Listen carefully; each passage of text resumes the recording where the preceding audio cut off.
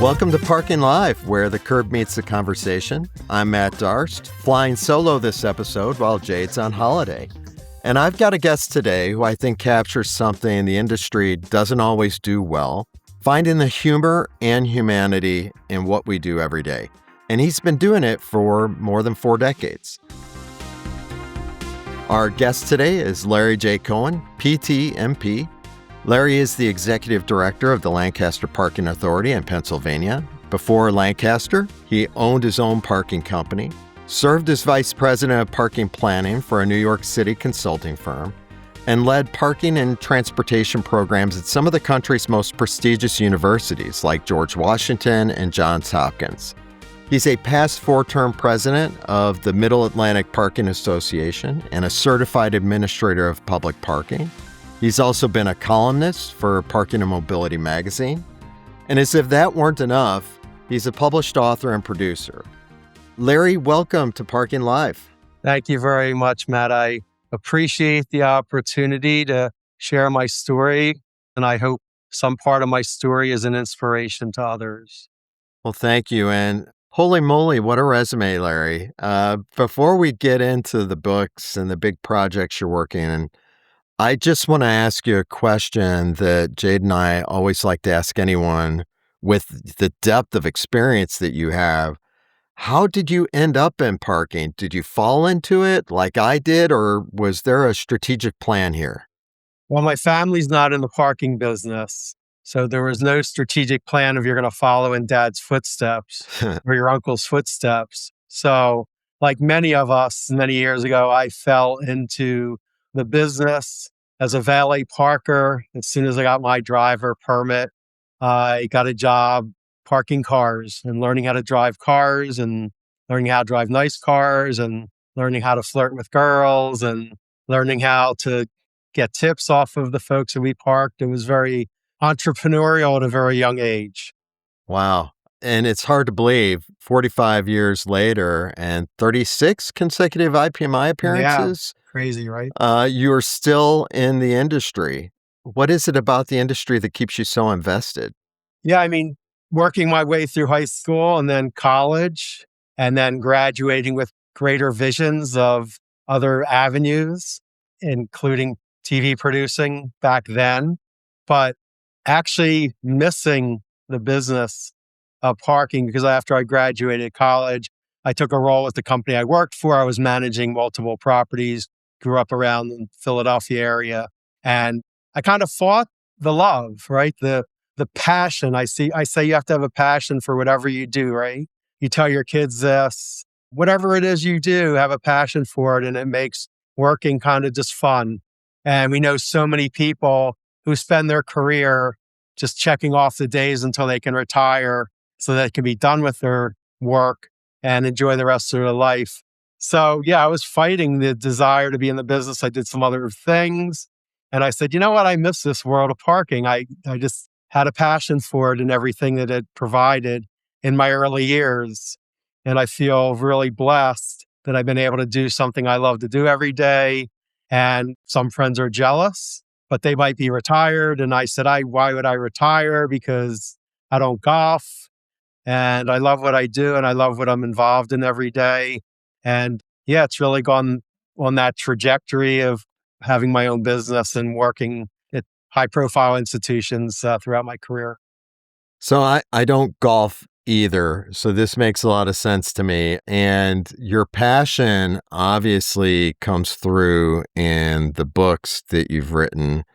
The first was The Quirky World of Parking that came out in 2021. And then there was a follow-up, which was more true stories from the Quirky World of Parking. I think it's worth talking a little bit about how you got into this. You started writing during COVID. Did you know at that point it was going to be a book, or did it just become one? Yeah, it's funny that I got to a point of writing a book, right? Because we talked just now about my early days, and the inspiration that I hope to portray to folks is I was kind of lost. Like I didn't know what I wanted to do with my life.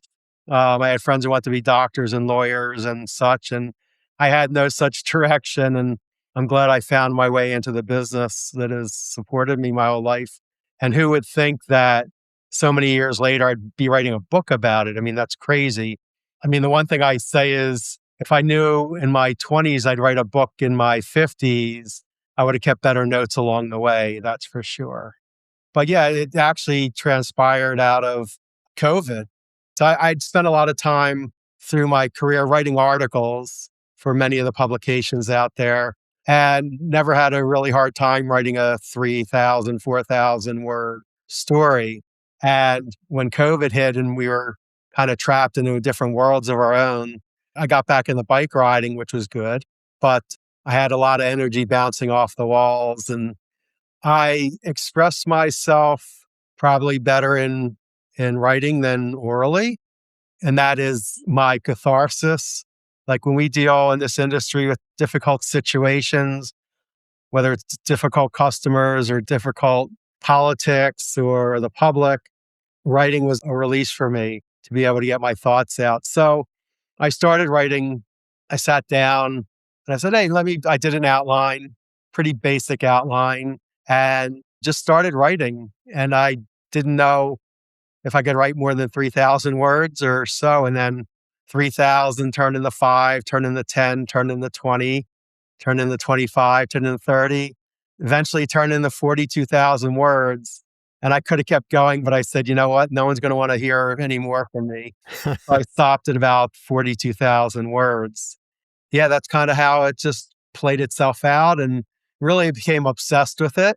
Spent hours and hours on watching YouTube videos at 2, 3 in the morning about how to take my writing and how to get it into a book form. And because that's a whole new world too, right? Mm. How to publish a book as an independent author on a somewhat niche topic. Can you tell me a little bit about the impact of your editor on this process? Because I find that your voice is so unique and it's very appealing. And it's really hard, I think, to appeal to folks that aren't industry outsiders when you're writing about parking.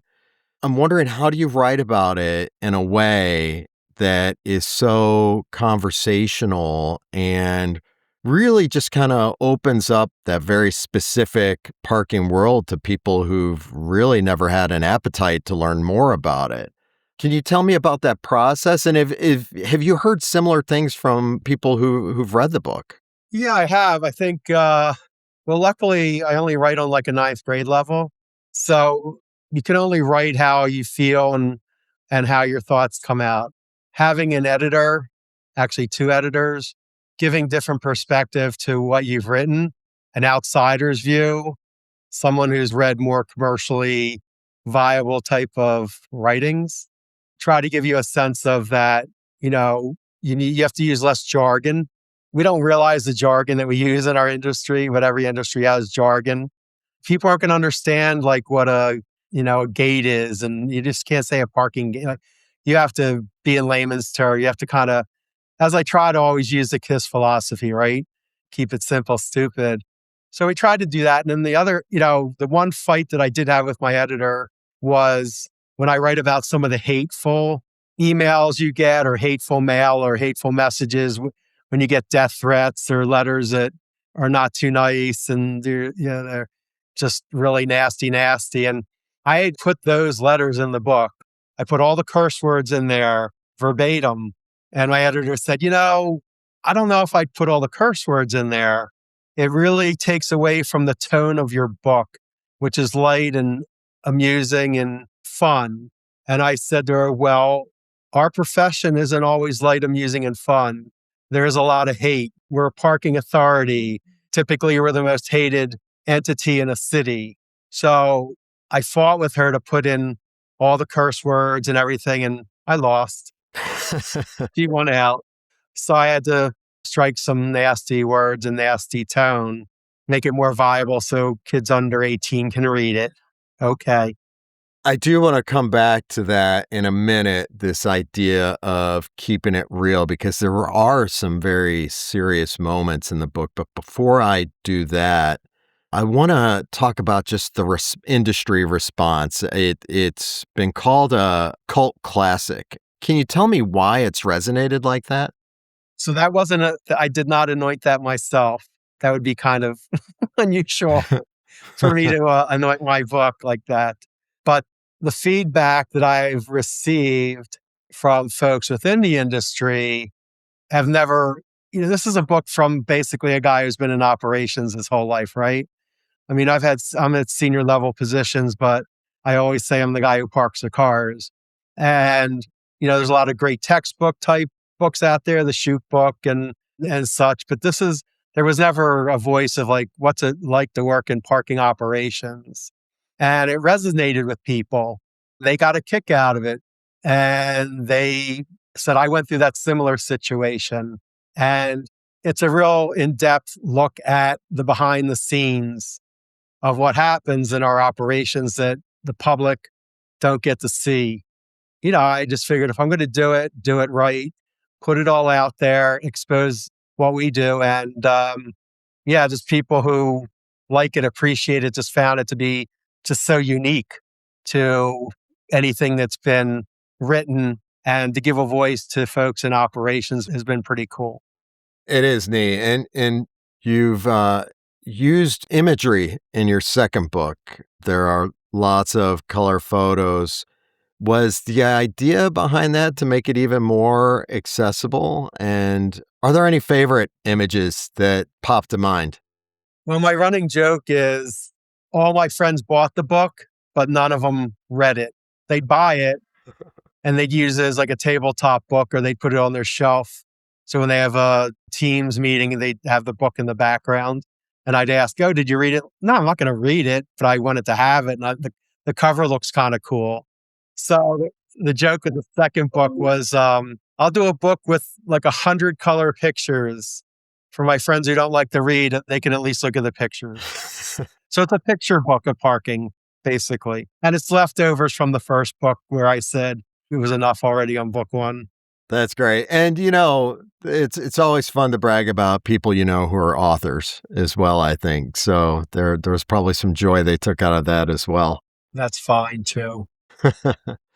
So I want to turn a little bit to the more serious, because there is a really poignant chapter in your book on this. And I think it's really critical work to underscore, but you've published a lot about saving lives in parking and mobility. And you had a groundbreaking piece on suicide mitigation in parking facilities. And I know you've updated that and contributed to some white papers on that as well. It's something I've heard a lot of talk about in the UK. There are actually people who are kind of design experts, right, who provide consulting advice on how you should build your parking garage to avoid the impact of on suicide. But we don't hear that in the United States as much, and it's such a fresh, needed perspective. Could you tell me what compelled you? And you talk about it in the book a little bit, but maybe you can tell me what compelled you to write about this. Well, it wasn't something I was looking to ever deal with in my career, nor do any other professionals want to deal with suicides from parking garages. But I've actually spent my whole career dealing with it. I've worked at major university medical center, and most of them, if not all of them, have had suicides from our parking garages. And whether that's based on they got a bad diagnosis of their remaining years of their life and they didn't want to go through it, or going through depression at a VA hospital, or whatever the case may be. I've dealt with it throughout my career and just kind of dealt with it and moved on. When I came into Lancaster, my first couple years, we have what I call an iconic parking garage. And most of us, wherever our city is, either has an iconic building or I wouldn't say a garage is iconic, but an open air public facility that can serve great things, right? You can go to talk. I mean, we host weddings on our garages. We film commercials on our garages. We have parties on our garages. So the rooftops of our open air garages provide such joy in some ways and such tragedy in other ways. And I had a rash of suicides from my one parking garage to the point where the newspaper is pointing out that the parking authority, Larry Cohen, they're, part of these folks killing themselves because they're not doing anything to alleviate that. And that's a heavy burden and a heavy stress on someone who parks cars for a living. But also, as folks in operations, we're resilient and we find ways to solve problems. And this is going on, 4 or 5 suicides over the course of a year and a half or so. And I said, well, this is put before me. I don't know what to do or how to do it, but I'm going to figure something out so that we make things better moving forward. And there's a ton of information out there on suicides, but nothing really on suicides from parking garages. There was a one or two, if maybe articles written about in the past. So I decided to put a game plan together, put a summit together, brought in all players involved, suicide prevention experts and the police and operations folks and lawyers, and put a game plan together. And that game plan was the result of telling the story through saving lives in the first article. And it was the most feedback I had ever gotten in any story I'd ever written. My peers reaching out to me literally at least one or two a week, calling me saying I'm dealing with the same thing, and hearing the burden and the heavy heart and the stress that they're dealing with in this, and feeling good that I could give them a game plan of how to deal with it. And also, most importantly, telling them, make sure you're taking care of yourself first, because the mental weight, you have to be in a good position to deal with it for you and your folks, but you need to be taking care of yourself first. Important lesson. How has that conversation evolved since you first really brought light to the topic? I mean, the response was amazing. Where did you see it drive the conversation next? Well, it evolved into stuff I'd never imagined. I end up from those stories doing consulting just on that issue at some major universities in the country, some Fortune 50 companies in the country who've been dealing with that. And when it happens in their facilities, it makes international news. So they found a real place for support. And then also getting quoted in national magazines, newspapers, etc., on major suicide cases from parking garages.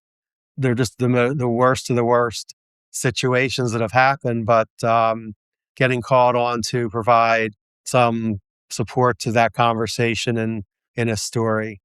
For our listeners right now who may manage a parking facility or oversee a paid parking program, what is the most important thing they should know or do to help prevent suicides?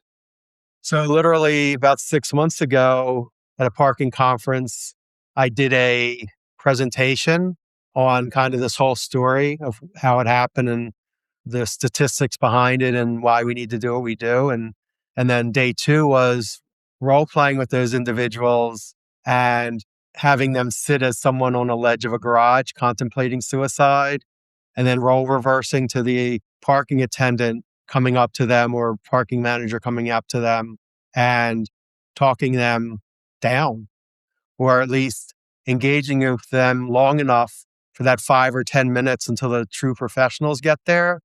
The most important thing is do proactive training with your staff, because the odds of them being the first responders on the scene in those critical first 5 or 10 minutes is vital.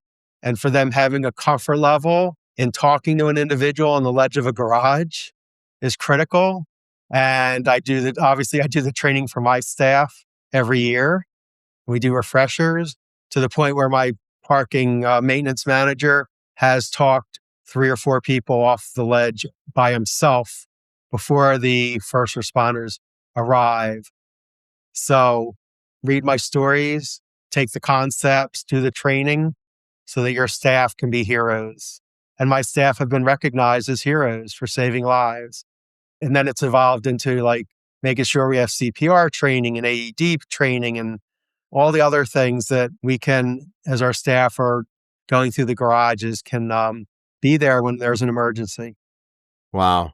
Well, that is absolutely amazing. I mean, the impact that you're having, not just in Lancaster, but nationally is huge.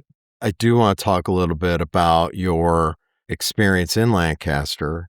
It's a historic city, maybe a little bit different than some of the, big city markets like a San Right. Francisco or Detroit, right?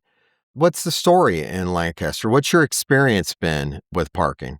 Well, I've had a long career. I've worked in every sector of our profession except for airports. So I'm one short of getting the EGOT for those who know the entertainment world. Yeah. So I'm pretty close. I actually put a call out to see if anyone has a parking EGOT, if they've worked in every sector of our profession. So before I came to Lancaster, I've worked in every big city and all these different sectors. So I had a good foundation and a good base coming into. I don't come in narrow vision. I come in with a very macro view, running a municipal operation for the first time and taking the aspects of the other sectors that I've worked in and utilizing them to my benefit here. At the end of the day, it's you're moving from one job to another. It's meeting new people, it's meeting the key stakeholders, it's building relationships with them. That's kind of core to everything, right? And then it's bringing a foundation of best practices to what you do and taking advantage of all the fantastic programs there are now, certification programs, so that when you're a accredited parking organization or you're a PTMP, formerly a CAP individual, instead of people saying Cohen's going rogue here and trying to implement this policy or do this thing, and you have something to fall back on that you're not doing rogue, you're following best practices. So Lancaster's a small, what they call third tier city in Pennsylvania. We're an independent municipal authority from an act that they created in 1967. And it's a really fantastic structure that we function like small businesses within a city. So we're totally independent.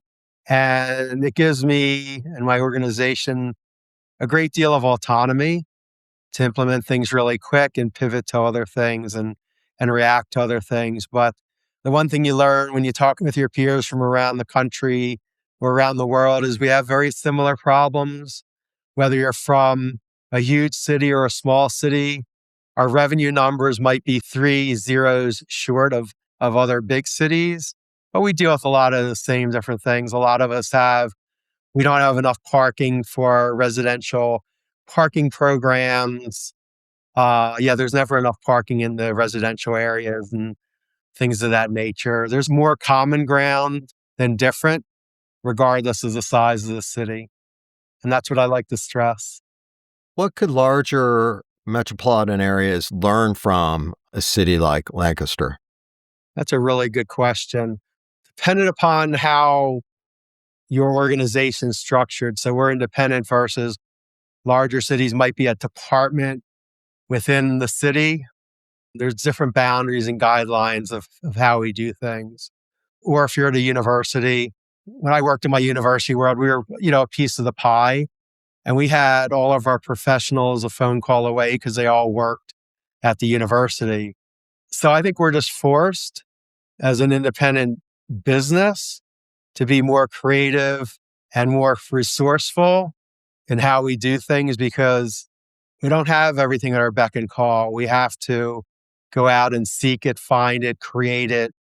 I remember my first day on the job here at the authority 16 years ago.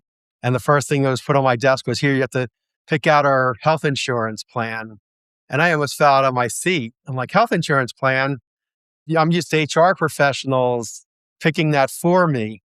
But it forced me with the nervousness and the anxiety of having that big a decision to take advantage of that opportunity and be creative and saying, hey, you know what? This is actually what we really need.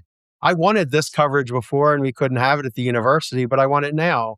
So it forces us to be more resourceful, and also gives us the opportunity to maybe do more things that others can't. And I think larger organizations that have visited have been able to learn from that and adapt to that, and expand on the options that they provide. Through this conversation and through the book and the columns that you've drafted, the presentations you've given, your engagement with parking associations and industry boards, it's clear that this is not just about running the parking authority. It's also kind of a mission to shape the industry. What is if there were a couple of items that are on your parking agenda that you would share with the industry, what would they be? Well, I think first and foremost, at this point, I am stressing we do more than park cars and write tickets. And I produced a video for that, a 3-minute video. Go to YouTube, Lancaster Parking Authority. We do more than park cars and write tickets, 3-minute video. And it shows everything that our parking operations are involved in every day that we take for granted. And we probably don't do enough of a good job communicating that to our public, whether it's a university community, municipal community. We support the arts, we support clean streets, we support life safety. We're at the forefront of economic growth and development for our institutions. We're involved in master planning. We're involved in technology, of course. There's so many things we're involved in that I want my peers to be cognizant of them, promote them, promote your organization. I was blessed that I got to present at Intertraffic in Amsterdam earlier this year, and that was my presentation. We do more than park cars and write tickets. Now, the Europeans didn't get my humor, but that's another story. Um, but I hope they understood the concepts of what we do every day. And that's really why, the profession's so fulfilling, because you get to touch on so many different things, and not one day is the same as the next. I think that is kind of a natural lead into your shift to being an executive producer, working in TV and film to develop some ideas. And one of them is a documentary series about parking enforcement, which is kind of a reimagining of parking wars, but with editorial input from the people who actually run those programs. I think your goal, we discussed, is to really let cities shape the image of their program and express what those programs do, which really ties into, I think, that, you just described the video. And what do? We don't just park cars. We don't just write tickets. To me, these things dovetail really well. Can you tell us a little bit more about that documentary concept? Yeah, I mean, I'm really proud of our profession, right? It's afforded me a good life as well. And I have to stress that this is not parking wars. So this aspect of the producing, which I've gotten involved in only in the last 3 or 4 months, and I've been reaching out to my peers in different cities about wanting to take part in this. And the Parking Wars show, which is very successful TV wise, so let's not take that away. It's still on every day, playing all around the country. But the show is very toxic, and it only shows the negative of what happens in our profession. And it's showing the negative interactions between a PEO and the public, or a tow driver and the public, or the impoundment lot and the public. And I was always very frustrated with that. It never really showed the reason why this lady's having her vehicle towed. They don't say that she had 30 unpaid citations over the last 2 years. And, along the same concepts of my book, they only sing one side of the story. They're not seeing the other side. If they could see the other side, they might have an appreciation and maybe even a pinch of empathy about the job that we do. So I'm out there currently talking to my peers, trying to solicit the cities to take part in the Not Parking Wars show that's already been kind of greenlit on the CW network. So if anyone's looking to be in the show, please email me, touch base with me on my LinkedIn account, call me, and I'd be happy to justify that. And I think the good thing about it is, I'll be on the team standing up for the rights of the city, making sure that we're going to present the confrontations, but the why behind it and the positive things that the authorities and parking programs in universities and cities do every day. Yeah, I'll be sure to make sure we post your LinkedIn so that people can contact you directly because it's a neat opportunity. I also like this other idea that you've had about the mockumentary format, basically focused on a parking authority and a city program. Can you tell me a little bit about that? Yeah, so this has played an evolution over the last 4 or 5 years. And it started, with the book, and then everyone telling me, oh, this would make a great TV show, this would make a great movie. And probably over the last 3 or 4 years, I've tried to navigate that Hollywood role in getting this thing made into either a movie or a TV show. And yeah, writing a book's a piece of cake versus navigating Hollywood as the guy who parks cars for a living. But I spent a year doing research, trying to hook up with, who the heck wants to partner with a guy who parks cars for a living as a independently published book. And finally found a producer and an agent and everyone who was on board with giving a small guy a chance. And we spent a year writing a pilot episode for a scripted TV show. And then we spent the next 2 years trying to market it to the Amazons and Netflixes and such. And the environment really wasn't out there.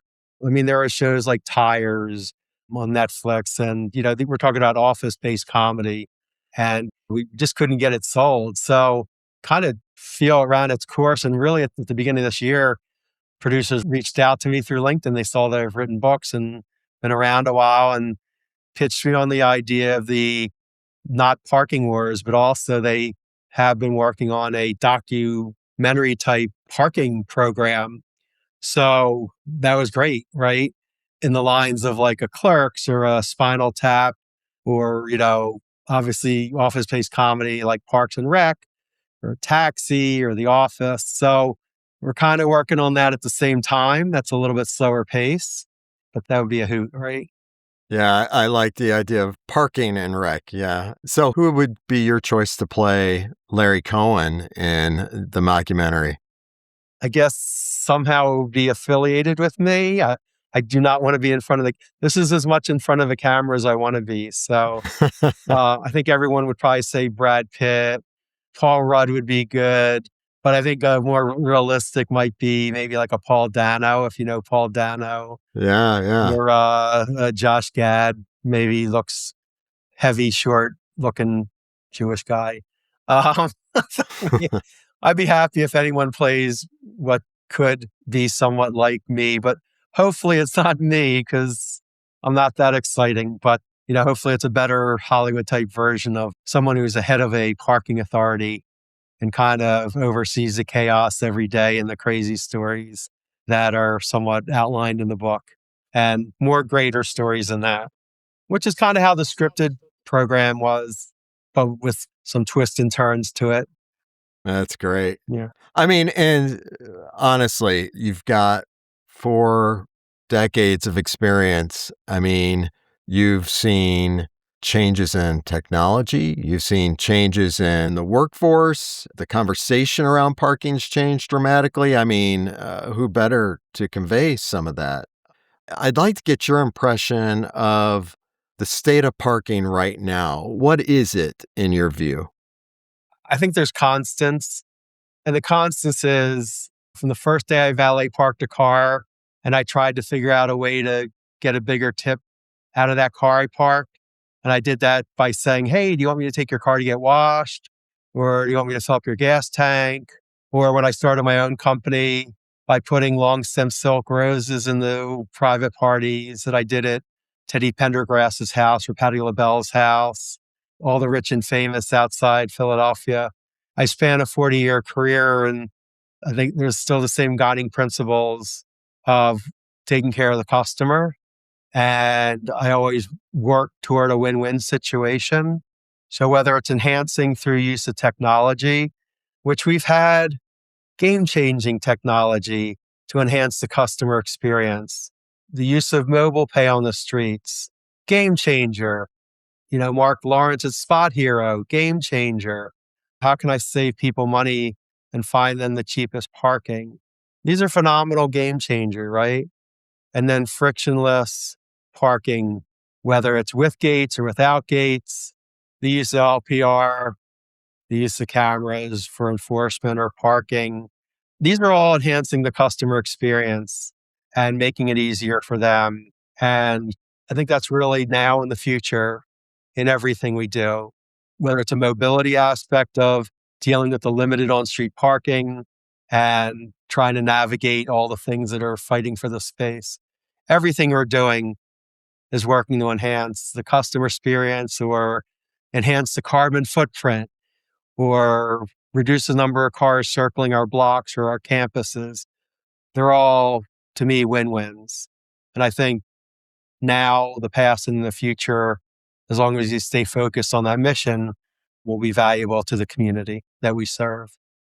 What advice would you give to someone who is thinking about entering the parking industry or is considering building a career in parking or curbside management? Well, obviously, as we talked about early on, Matt, there are different paths into our profession. And the one thing I love about our profession is people are open to sharing information. So, of course, I'm going to be totally self-promoting and say, if you're new to the industry, read my first book. I say that in part to self-promote, but I can't tell you how many times I've been at conferences. Literally a month ago, I was at a conference and the guy came up to me and said, "Hey, I'm new to parking." And my boss told me the first thing you have to do is read my book. So That's he great. was so thankful that I shared 40 years of wisdom with him. And I said, yeah, don't make the same mistakes I made, right? So, Or maybe do make the mistakes you made, right? Because that's the only way you learn. well, my employees say to me, how do you always know how to make the right decision? I said, well, it sucks getting older, but the older you get, the more experiences you've had and the less mistakes you'll make because you already made them before when you were younger and you got yelled at. Someone knew the profession. Look, my neighbor told me when I was writing my book, he said, "You're writing a book? What can't you tell me in 5 minutes about parking that I don't know?" And I think anyone new to the profession will learn right away, oh my God, this is a complicated technology-based, organization. Like we're a tech company parking cars and Tesla's a tech company making cars. Each of our programs have 5, 10 different technologies that run our organizations and programs. So come in wide open to everything that we offer. There's so many opportunities in so many different ways, whether it's in sales or consulting or operations or whatever. It really is a full-fledged business. It's our little secret. Shh, don't tell anyone. It's our little secret of how great our profession is. And I think once you get in and you touch it, even if it's just one little part, you can always kind of learn as much as you can, be a sponge, and you'll build yourself a career. It might not be where you started, but it'll hopefully end in a really fulfilling place where you have a passion for parking. Larry, it was so nice meeting you at IPMI, and to follow that up with this really great conversation about parking has been wonderful. You've built a career that I think a lot of people in the industry would look at as a model, not just for what you've accomplished operationally, but you've really elevated the program through writing and advocacy and hopefully through Hollywood as well. So thank you for joining us today. I appreciate you investing your time and effort and putting the story together. And hopefully it inspires someone. And hey, if anyone just wants to reach out with a question about anything, yeah, feel free to always reach out about anything. I want to be a help to folks who are navigating the path. That's great. And we'll as I noted, we will share links to the podcast. So you may be hearing from people very shortly, wanting to engage you to find out more about the industry and what they can do in it. And to the listeners, if you haven't read The Quirky World of Parking or the follow-up, you can find them on Amazon. The first one I've had an opportunity to really dig into and have enjoyed so far. There aren't many parking books where you can say that, and it's not because there aren't many parking books. It's a joy. And so thank you for listening, and we'll be back soon with more from people who are shaping the parking and mobility industry. Until next time, I'm Matt Darst, and thanks for listening to Parking Live. Thank you for listening. I'm Julie Gates, executive producer of Parking Live. This episode was created by hosts and producers Jade Neville and Matt Darst, producer Chris O'Keefe, editor Patrick Emile, and associate producer Cindy Raskin. Parking Live is brought to you by Modaxo, passionate about moving the world's people. You can follow us on LinkedIn, subscribe wherever you get your podcasts, and visit us online at parking-live.com. Thanks for joining us at Parking Live, where the curb meets the conversation.